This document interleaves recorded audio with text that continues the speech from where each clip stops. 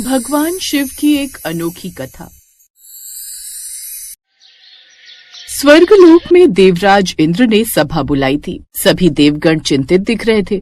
सूर्य की किरणें मंद पड़ रही थी और वायुदेव की गति धीमी हो चुकी थी। इंद्र बोले, हे देवगण, हम सब पर बड़ा संकट आ पड़ा है। असुर ज्वालासुर फिर से लौट आया है। उसकी अग्नि शक्ति इतनी बढ़ गई है कि वह तीनों लोकों को भस्म कर सकता है। हमारे जल भी उसकी ज्वाला को शांत नहीं कर पा रहे और मेरी गति तो उसकी आग को और भी भड़काती है। और आश्चर्य की बात यह है कि उसकी शक्ति दिन प्रतिदिन बढ़ रही है, जबकि हम सब कमजोर हो रहे हैं। पता नहीं ऐसा क्यों हो रहा है। अभी तो वो पृथ्वी लोक पर ही अपना आतंक मचा रहा है, लेकिन उसका कहना है कि इसके बाद वो देवलोक में आकर देवगणों को भी भस्म कर देगा।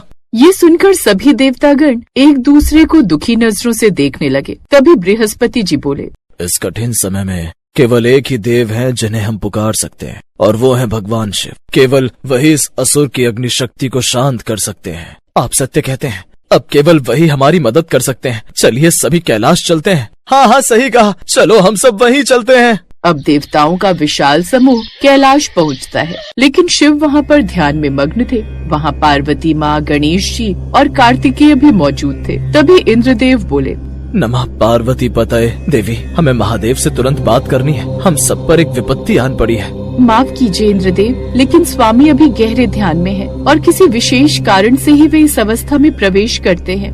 देवी, संकट बड़ा है, हमें उनकी आवश्यकता है, अन्यथा हम स्वयं महादेव का ध्यान भंग करने नहीं आते। देवी, अब आप ही उन्हें ध्यान से जगा सकती हैं। हमारी रक्षा कीजिए माता। हाँ माते, हमारी रक्षा कीजिए। सबकी बात सुनकर माता पार्वती ने शिव जी के पास जाकर धीरे से कहा, स्वामी, आपके भक्त आपको पुकार रहे हैं। सभी देवतागण को आपकी सहायता की आवश्यकता आन पड़ी है। आंखें खोलिए स्वामी, आंखें खोलिए ना। अगले ही क्षण शिव जी की आंखें खुली। उनमें अपार शांति भी थी और अपार शक्ति भी। वे बोले, कहो देवताओं, कौन सा संकट तुम्हें यहाँ तक खींच लाया? फिर इंद्रदेव आगे बढ़कर सारी बात बताते हैं। ज्वालासुर की यह ज्वाला कोई साधारण अग्नि नहीं, यह अहंकार की ज्वाला है। इसे न शक्ति से न अस्त्र से, केवल नृत्य से शांत किया जा सकता है। ये सुनकर सभी देवगण चौंक गए। नृत्य से? हे महादेव, यह कैसे संभव है? भला नृत्य करके किसी को युद्ध में कैसे हराया जा सकता है? हाँ, नृत्य से यानी नटराज से। नटराज का तांडव केवल विनाश नहीं करता, वह संतुलन भी स्थापित करता है। ज्वालासुर की ज्वाला संतुलन खो चुकी है। मैं उसे नृत्य द्वारा वापस संतुलन में लाऊंगा। उधर पृथ्वी पर ज्वालासुर अपनी अग्नि फेंकता जा रहा था। उसकी अग्नि से जंगल जल रहे थे, नदियाँ सूख रही थीं। अब कोई जिंदा नहीं बच पाएगा, कोई भी नहीं। मैं सबको जलाकर भस्म कर दूंगा।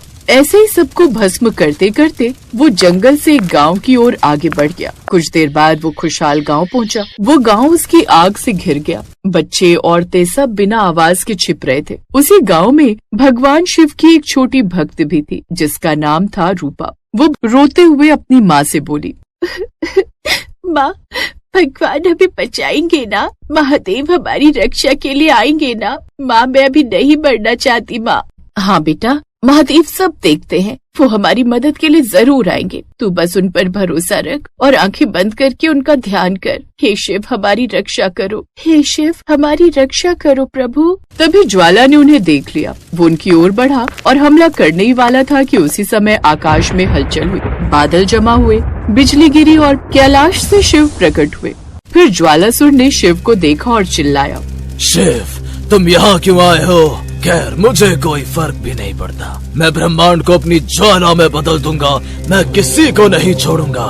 ज्वालासुर, तुम अपनी ज्वाला को पहचान नहीं पाए। अग्नि का उद्देश्य केवल जलाना नहीं, प्रकाश देना भी है। तुम अपनी शक्ति का दुरुपयोग कर रहे हो।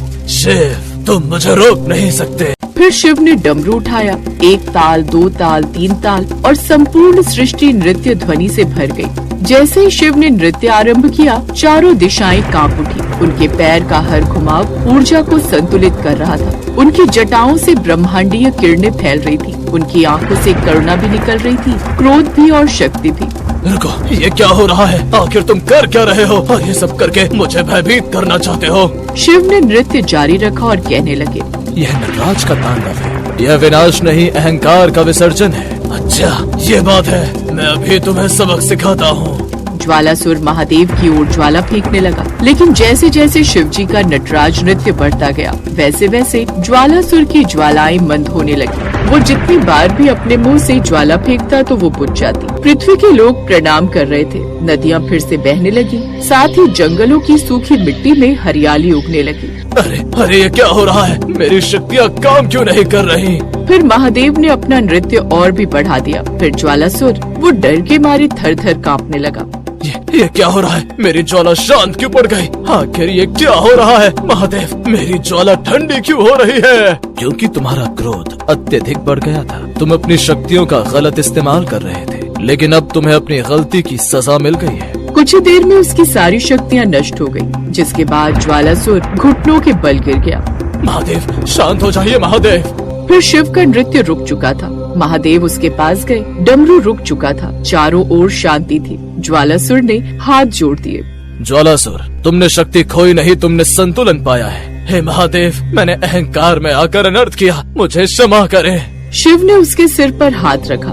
विनाश का मार्ग हमेशा गलत नहीं होता, कभी कभी वह नई शुरुआत का मार्ग भी होता है। फिर ज्वालासुर का शरीर चमकने लगा। उसकी आग शांत होकर सुनहरी रोशनी में बदल गई। वो एक तेजस्वी देवाकार में परिवर्तित हो गया। ये सब देखकर देवगण चौंक गए।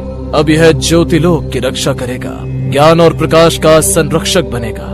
जिस गांव में लोग डरे बैठे थे, अब वहाँ प्रकाश फैल गया। लोग घरों से बाहर निकल आए। महादेव, आपने हमें बचा लिया।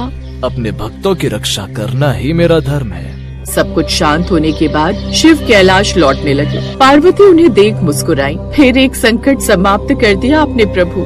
संकट तब तक है जब तक संतुलन ना हो, और मेरी शक्ति तब तक है जब तक भक्ति है। और जब भी कोई संकट आएगा, पिताजी का नृत्य उसे संभाल लेगा। कार्तिकेय जी हल्की मुस्कान के साथ बोले, पर यह तांडव मैंने ऐसा पहले कभी नहीं देखा। हर तांडव अलग होता है, क्योंकि हर संकट अलग होता है। इसके बाद वे सभी कैलाश की शांति में लौट गए। देवगण पुनः कैलाश पहुँचे। हे देवाधिदेव महादेव, आपकी कृपा से तीनों लोग बच गए। हम आपका धन्यवाद करते हैं। धन्यवाद की आवश्यकता नहीं। जब जब संसार संकट में पड़ेगा, मैं रहूंगा। लेकिन याद रखो, अहंकार की ज्वाला किसी असुर को नहीं, देवों को भी भस्म कर सकती है। देवगण विनम्रता से प्रणाम कर वापस लौट गए। कैलाश पर पुनः शांति छा गई, पर यह शांति भीतर ही भीतर एक संदेश दे रही थी कि शक्ति तब तक सुंदर है जब तक वह संतुलित है। अग्नि केवल जलाती नहीं, प्रकाश भी देती है। अग्नि केवल जलाती नहीं, प्रकाश भी देती है। अहंकार सबसे विनाशकारी ज्वाला है। कहते हैं उस दिन के बाद जब भी पृथ्वी पर कहीं बहुत अधिक क्रोध, हिंसा या घृणा की अग्नि बढ़ती, कहीं न कहीं डमरू की हल्की सी आवाज सुनाई देती। भगवान शिव नटराज वही हैं, जो दुनिया के हर असंतुलन को नृत्य से भी ठीक कर सकते हैं।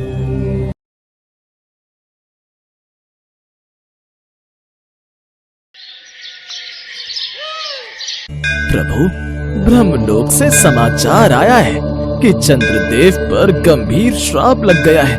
वे आपका आशीर्वाद चाहते हैं। चंद्रदेव पर श्राप? कैसा श्राप नंदी? प्रभु, कहा जाता है कि महर्षि दक्ष ने चंद्रदेव को श्राप दिया है, जो है क्षीणो भव, अर्थात तुम घटते जाते रहो। ये सुनकर शिवजी और पार्वती जी हैरान रह गए। तभी पार्वती जी बोली, लेकिन चंद्र तो सभी देवताओं में सुंदरतम है, उनके बिना तो रात अधूरी लगती है। ऐसा क्या हुआ कि राजा दक्ष ने उन्हें श्राप दे डाला? वो बात कुछ ऐसी है माता की। कहते हैं एक बार चंद्रदेव विहार पर निकले थे, तभी उनकी नजर कुछ कन्याओं पर पड़ी जो अत्यंत ही रूपवान थी। चंद्रदेव उनके प्रति मोहित हो गए और अपने वाहन से उतरकर वो कन्याओं के पास पहुंच गए। वहां पहुंचने पर पता चला कि सभी कन्याएं दक्ष प्रजापति की हैं। उनकी सबसे बड़ी पुत्री रोहिणी चंद्रदेव के पास पहुंची और उन्हें देखते ही रह गई। आप कितने रूपवान हैं न चंद्रदेव। आप भी कुछ कम नहीं है देवी, आपका मुख कितना मनमोहक है। ये सुनकर रोहिणी मुस्कुरा पड़ी। उसी क्षण उनके मन में चंद्रदेव से विवाह का ख्याल आया, लेकिन यही विचार उनकी अन्य बहनों के भी मन में था। हम भी चंद्रदेव से विवाह करना चाहती हैं, हमें भी वे पसंद है। हाँ, मुझे भी चंद्रदेव से ही विवाह करना है। जब चंद्रदेव को यह बात पता चली तो वो दक्ष प्रजापति के पास पहुँचे और उनकी सभी 27 कन्याओं से विवाह का प्रस्ताव रखा। हालांकि तब भी दक्ष ने अपनी पुत्रियों को समझाने का प्रयास किया। पुत्रियों, चंद्रमा चंचल प्रवृत्ति के हैं, उनके साथ विवाह करने का विचार ठीक नहीं। हमें कुछ नहीं सुनना पिताजी, हमें उन्हीं से विवाह करना है। जब बेटियां नहीं मानी तो दक्ष ने सभी का विवाह चंद्रदेव से करवा दिया। हालांकि चंद्रमा सभी पत्नियों में रोहिणी पर विशेष स्नेह रखते थे। एक रोज चंद्रदेव एक महल में बैठे हैं। उनके मुख पर तेज है पर उदासी भी झलकती है। उनके सामने उनकी 27 सुंदर रानियां पत्नियां हैं जो महर्षि दक्ष की बेटियां हैं। स्वामी, आपने हम सबको समान स्नेह देने की प्रतिज्ञा की थी, पर आप तो दिन रात मेरे ही साथ रहते हैं। इससे बाकी बहनों का मन दुख से भर गया है और वे सब आपसे नाराज हैं। रोहिणी, तुम्हारा तेज सबसे न्यारा है। मैं क्या करूं, मेरा मन अनायास ही तुम्हारी ओर खिंच जाता है। मैं अगर उन सबके साथ भी रहूं तब भी ध्यान बस तुम्हारा ही रहता है। ये सुनकर बाकी सभी रानियां क्रोधित हो गईं। बस अब हम ये अन्याय नहीं सहेंगे, हम पिता महर्षि दक्ष के पास जा रही हैं। फिर सभी रानियां क्रुद्ध होकर वहां से चली जाती हैं। कुछ देर बाद वो सभी दक्ष की यज्ञशाला में पहुंचे जहां महर्षि दक्ष वेद पाठ कर रहे थे। तभी उनकी बेटियां रोते हुए वहां पहुंचती हैं। पिताजी, चंद्रदेव हमारे प्रति न्याय नहीं करते। वे केवल रोहिणी से प्रेम करते हैं और हम सबको उपेक्षित रखते हैं। इसके बाद दक्ष ने चंद्रदेव को काफी समझाया, उनसे प्रार्थना की कि भविष्य में वो इस बर्ताव को ना दोहराए। लेकिन चंद्रदेव के व्यवहार में कोई परिवर्तन नहीं हुआ तो दक्ष ने उन्हें श्राप दे दिया। उन्होंने कहा कि जिस रूप पर तुम्हें इतना घमंड है वो सब नष्ट हो जाएगा। मैं तुम्हें श्राप देता हूँ क्षीणो भाव। तुम घटते जाओगे, मुरझा जाओगे, तुम्हारा तेज नष्ट हो जाएगा, तुम क्षय रोग से पीड़ित हो जाओगे। दक्ष के श्राप से अचानक से आकाश में बिजली चमकती है। श्राप मिलते ही चंद्रमा क्षय से पीड़ित हो गए। ये क्या हो रहा है? अब धीरे धीरे चंद्रदेव का तेज क्षीण होने लगता है। चंद्रलोक में अंधकार छा जाता है। देवता घबरा जाते हैं। धरती पर रातें अंधेरी होने लगती हैं।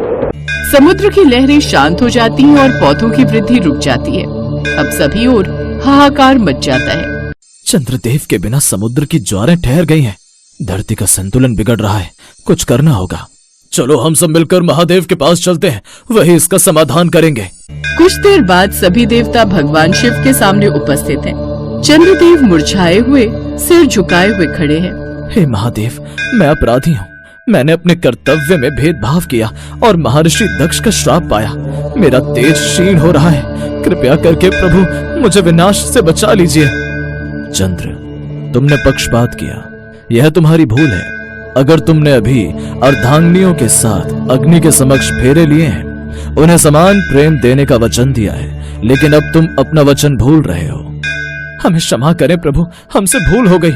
स्वामी, इनकी भूल बाल सुलभ थी, इन पर कृपा करें। ठीक है, दक्ष का श्राप व्यर्थ नहीं जाएगा, पर मैं उसे संतुलित कर दूंगा। चंद्रदेव, तुम्हारा विनाश सृष्टि के संतुलन के विरुद्ध होगा। मैं तुम्हें नष्ट नहीं होने दूंगा। चंद्र अब पूर्णतः क्षीण नहीं होंगे। वे प्रत्येक 15 दिन घटेंगे, फिर 15 दिन बढ़ेंगे। इस प्रकार अमावस्या से पूर्णिमा और पूर्णिमा से अमावस्या का क्रम चलेगा। ये सुनकर सभी देवता प्रसन्न हो जाते हैं। प्रभु, आपने मुझे नया जीवन दिया, मैं आपका सदा ऋणी रहूंगा।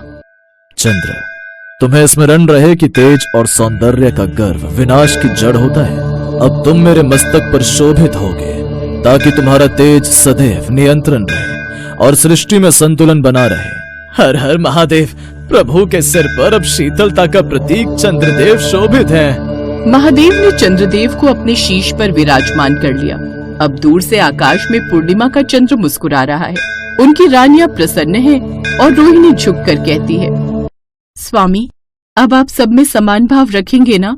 हाँ प्रिय, अब मैं संतुलन सीख चुका हूँ। जो अभिमान करता है वह शिव जी के चरणों में झुक ही जाता है। अब से आप सभी मेरे लिए एक समान हैं। इधर कैलाश पर्वत पर पार्वती जी और शिव जी। स्वामी, अब तो आपके शीश पर गंगा भी बहती है और चंद्र भी विराजमान है। एक आप ही ऐसे हैं जो अग्नि और जल दोनों को धारण कर सकते हैं। पार्वती, यही सृष्टि का संतुलन है। एक और ज्वाला, दूसरी ओर शीतलता, यही योग है, यही शिवत्व। और इसी कारण भक्त आपको चंद्रशेखर कहकर पुकारते हैं। यह नाम मुझे प्रिय है क्योंकि यह करुणा और क्षमा का प्रतीक है। चंद्रदेव अब भगवान शिव के मस्तक पर अर्धचंद्र के रूप में शोभित है। वो हमें ये सिखाते हैं कि जो अपने अहंकार को त्याग देता है वही अमर हो जाता है। श्राप भले ही नियति का हिस्सा हो, पर दया और करुणा से हर श्राप वरदान बन सकता है।